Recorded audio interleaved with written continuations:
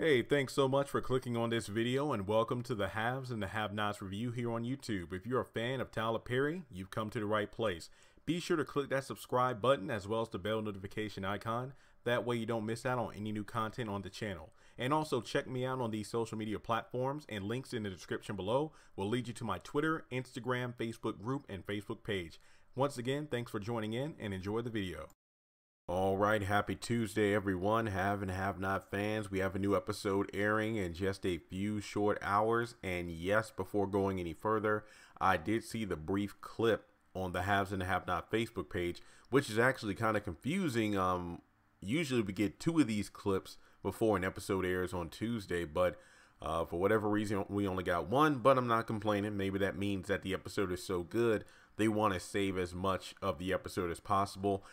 The clip between Catherine and Candace going at each other for about 50 seconds, actually pretty dang good. It really gave me season 1 vibes, and I'm not going to lie, the past couple episodes in a lot of different ways, and if you've been keeping up my episode reviews, I've said in those episode reviews that, hey, this episode gives me like a throwback to season 1 or season 2 just by the way certain characters are acting, and that's mostly a good thing. So in this video, and this is, I promise this won't be like a 30-minute video or a 20-minute video.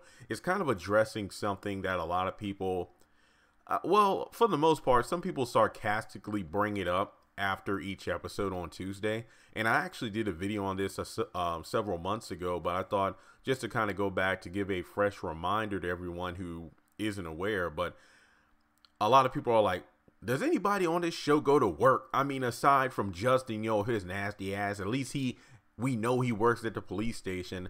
Hannah, whenever she's not going through something traumatic, she is working at Catherine's house. And, well, that's about it when you really think about it in terms of the main cast. I mean, Benny was working when him and Mitch, well, even before he and Mitch had a tow company, he was out there in the truck, getting tows to make some money.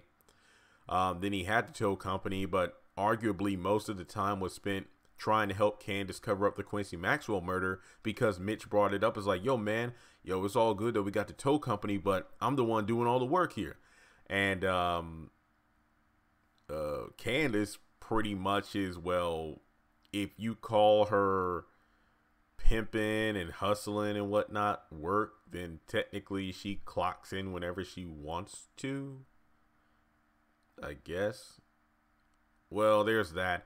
I mean, Erica didn't have a job. She was, well, an escort, whatever you want to call it. Now she's dead. Oscar was technically doing his job of being like not just an asset recovery specialist, but for some reason being able to sabotage presidential elections. Now that I think about it, that is kind of weird. Like, I get that's his character to be mysterious and like, doing what it takes to make the money from his employers, whoever they may be at the time. But yeah, now that I look back, it's almost as ridiculous as the president being introduced into, yeah, never mind. I don't want to talk about that today. But specifically talking about the main cast, the Cryers, the Harringtons, and the Youngs. Like I just said, I already talked about the Youngs. The Harringtons, well, people need to remember Jim and David were judges. Now, you got to go back to season 1, and even so, you've never seen them on the bench. The closest to seeing them in their, well, job is if you go back to season 1, and in some of season 2, there are a lot of scenes where those two are at their at the courthouse in their offices, or I believe the correct term is called chambers. I think that's the name of like the room that a judge is in or something like that. Cause you got the court, you got the courthouse, and now the judge will go back to their chambers to discuss this, whatever. But yeah, I think David was seen in his robe in the episode that I mentioned in my big video about Candace and Derek when Hannah goes over to pray. So basically, we've seen David in his court judge robe, judge attire. We've never, I could be wrong, but I don't believe we've ever seen Jim in his robe, but we have seen Candace in his robe in his office seducing him. But in any case, yeah, so those two stepped down from the judge's bench in order to run for the governor's mansion. However, that pretty much went up in smoke, no pun intended. So Jim and David, they've made money. They might not be as rich as their significant others, but they've made money being judges.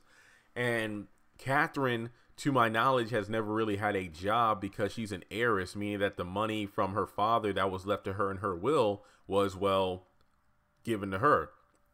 And I mean, I think she said like she has a couple of charities. Now all of a sudden she's like the biggest share owner in a hotel, the Artesian. Her and Jim on like the board at the bank that Lloyd works at. And who knows? I mean, that's the one thing I will give Tyler Perry credit for, by making Catherine, well, rich. Anything can be written into the show. For all we know, she probably has a couple of stores we don't know about. Jim also said that he's also helped run several successful businesses within Savannah, Georgia. So again, aside from being a judge on the bench, he's made money from whatever businesses that he was affiliated with, which again, I love how Tyler Perry left those little breadcrumbs because he might be able to pay those off later on. So David and Jim most likely have, well, millions, or have accumulated millions in their time. But remember, with Catherine being an heiress, that money just came to her. And, well, she seems to be using it pretty well, you know, at the hotel and other possible venues we don't even know about. With Jim, most of his, well, I guess you could say hard work came before the show even started. Hence why he's able to just, well, sleep around and plan and scheme and whatnot. And then Veronica, remember, she's the owner of a rehabilitation clinic, or facility. Basically, you know, she went to rehab, noticed things that were wrong with it. Then when she got out of rehab, she created her own facility, and that's how she became a millionaire. I believe this was mentioned in episode one or two. I think it was one, though. Basically, the first time Veronica comes over to the Crier house and just like takes off her coat and just tosses it at Hannah. And then when Hannah goes to the kitchen to get some, well, what was it, sparkling water or whatever, because remember, this was season 1, Veronica being sober. And yeah, so when Hannah goes to the kitchen to talk with Celine, she says, like, you know, she's one of the richest black women in the state or the country, I forgot, because of her rehab facilitation clinic, basically meaning that Veronica made her money. And that's why she has a facility, because people work for her, meaning that even while she's not there, money's coming in. Jeffrey, he's not a freeloader due to the fact that he used to work at the rehab facility, rehab place. But the problem was, it got to the point where Veronica took over the reins of his life. So pretty much, you know, when he came out of the closet at the end of season 1, at the beginning of season 2, she had cut off everything: phone, apartment, like the lease, you know, pretty much stopped paying for that, locked him out. He was pretty much on his own. And he did have some money on him, because in like basically after Veronica burned down David and Veronica's house, you know, David was like, we need to find a place for you to live. And it's like, don't worry, I have money saved up, I'll be okay. Because he really wanted to get, like, I think he said in season 1, he's only one class away from getting his counseling degrees, counseling or psychology. And he wants to look into something. And I mean, obviously, to be honest, it's kind of interesting to think about that. I believe Jeffrey did say that he would love to go into counseling himself, but not with his mother. And that's kind of sad. And I'm not blaming him for not being with his mom, but it's kind of sad because, you know, that family had fallen apart. And after everything they've been through, it really is touching to see that, when you think about it, one possible inspiration for Jeffrey wanting to pursue counseling is, well, maybe now more so than ever, is that he's seen how toxic his parents' marriage was. And being a troubled child himself with anger issues, he wants to give that knowledge he has to help other people. That's really cool. So on top of that, the last person I wanted to get to was Wyatt. And, well, he doesn't work, obviously, because he's a junkie. And that's about it. He's just a spoiled rich kid. And that's about it. So, folks, the next time you ask, why aren't these people going to work? I guess the Tyler Perry answer is, work, they're rich. So basically, for the most part, you know, Benny's just, well, I don't know what the heck Benny's doing.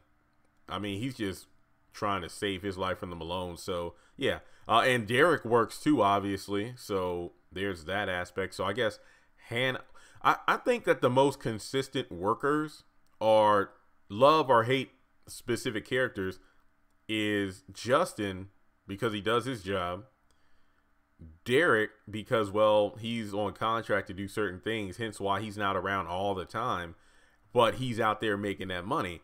And that's about it. Remember, Jim and David, judges, not to mention Jim's former businesses, Catherine, an heiress, Veronica, rehab center that's making money, Wyatt is a spoiled rich kid, Benny is pretty much, well, Benny, and Candace is pretty much, you know, slinging tricks in order to get cash. So if I'm not mistaken, I think that breaks it down pretty well. So once again, folks, if you ever wonder why do these characters never go to work, you have your answer. And you're probably wondering why I didn't list Hannah in the same category as Justin and Derek as people who consistently go to work.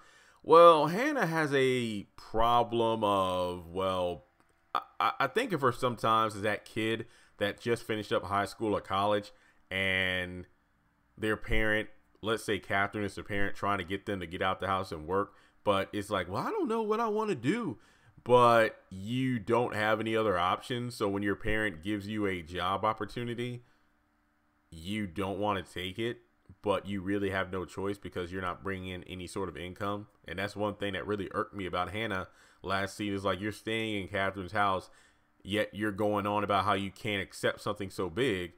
Then you talk about, well, maybe I'll go back to school to become a nurse, which is an admirable goal, you know, because no matter what your age, I think in today's time more than any, it is pretty obvious that people are reaching their goals, even if it's like 30, 40 years later. But unless you have like financial aid or a place to live, what the heck are you going to do? So then she finally agreed to work for Catherine. So yeah, those are my thoughts on that. Why do these characters never go to work? Subscribe if you haven't done so already. And folks, gear up. We are getting ready for a new episode in a few hours.